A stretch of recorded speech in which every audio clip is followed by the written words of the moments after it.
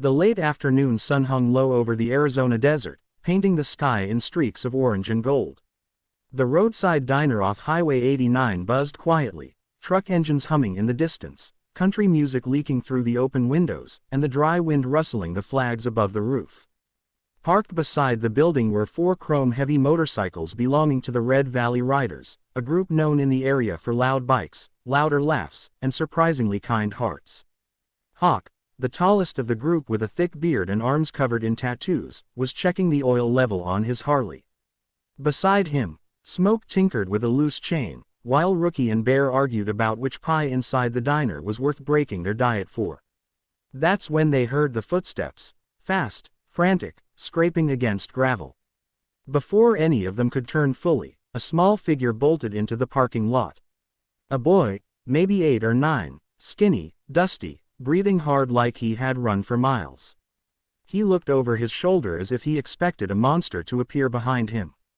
Then he saw the bikers. Instead of slowing down, the boy darted straight toward them and crashed into Hawk's leg, nearly knocking himself off balance. He grabbed onto Hawk's leather vest with trembling hands. "Please, please don't let him find me," the boy choked out, his voice barely more than a squeak. The bikers froze. Rookie, who wasn't great with kids, blinked. Bear's eyebrows shot up. Smoke set his wrench down slowly. But Hawk lowered himself to one knee, hands raised in a calming gesture. "Easy, kid," Hawk said softly, nothing like his usual rough tone.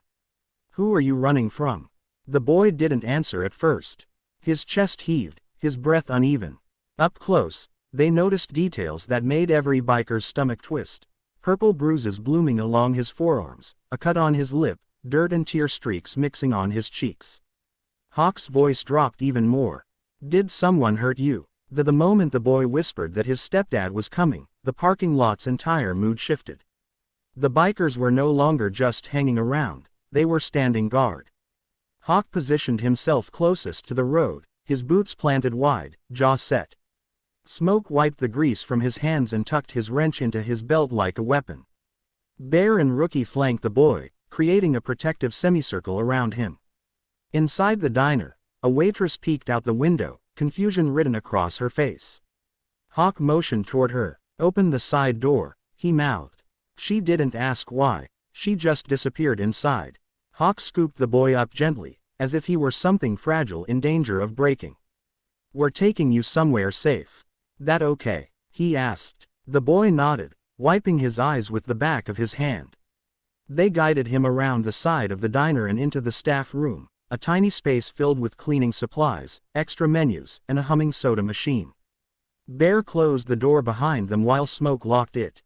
The boy sat on a crate of napkins, hugging his knees. Rookie crouched beside him. "What's your name, little man?" "Eli," the boy whispered. "That's a strong name," Rookie said, trying for a smile. "You did the right thing coming to us." Outside, a low rumble rolled across the parking lot. Not a motorcycle, an engine.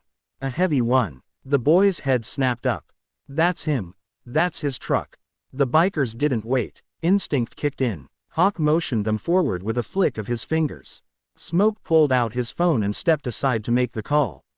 Rookie and Bear opened the door and stepped outside, forming a line beside Hawk. A battered blue pickup screeched into the lot, gravel spraying everywhere. A red-faced man in a dirty flannel shirt jumped out, slamming the door behind him. He stormed toward the diner, shouting, "Eli, you little brat, where are you? You think you can run from me?" Hawk stepped forward, blocking his path. "Kid's not going anywhere with you." The man glared at him. "Move. This ain't your business." Smoke ended his call and joined the lineup. "It is now." The man's eyes darted between them. 4 large, leather-clad bikers, arms crossed, faces stone hard. His bravado faltered, but only for a second. He shoved a hand toward his jacket pocket. "Don't make me teach you boys a lesson," he snarled. Before anyone could move, the distant wail of sirens rose above the desert wind. The man froze. 2 sheriff SUVs pulled into the lot, lights flashing. Deputy Alvarez stepped out first, hand resting on his holster. Sheriff Donovan followed, an older man with silver hair and a calm but commanding presence. "Sir," Donovan called out, Take your hand out of your pocket and put it where I can see it. The man hesitated, then slowly raised his hands. Deputy Alvarez cuffed him while Donovan looked at Hawk. Smoke told us everything. You boys did right calling us. Hawk nodded. The kid's safe. Donovan softened. We'll handle him with care. Might be the first safe night he's had in a long time. Inside the staff room, Eli waited, legs shaking, until Hawk returned and laid a hand on his shoulder. You're safe now, kid, he said gently. We're not going anywhere. And for the first time, Eli believed it.